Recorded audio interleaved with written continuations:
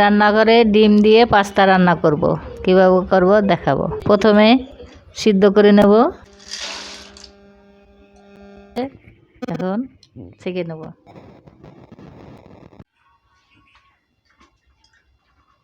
এখন একটু সাদা তেল দিয়ে দেবো,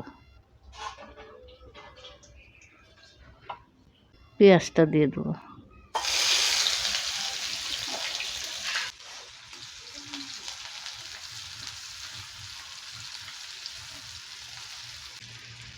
কাঁচা লঙ্কা দিয়ে দেবো কয়টা,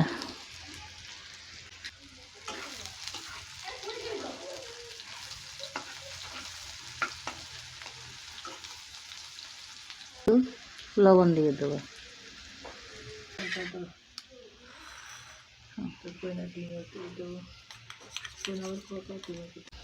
ডিমে একটু লবণ দিয়ে এটা নাড়িয়ে নিতে হবে। ডিমটা ছেড়ে দেবো,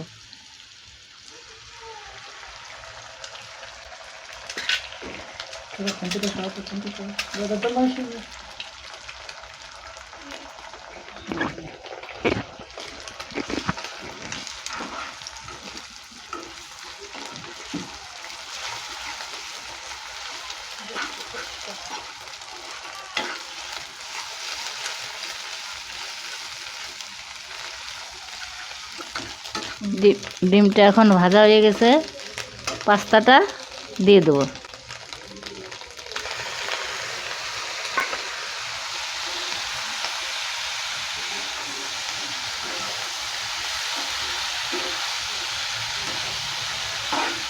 সামান্য আর একটু লবণ দিয়ে দিলাম।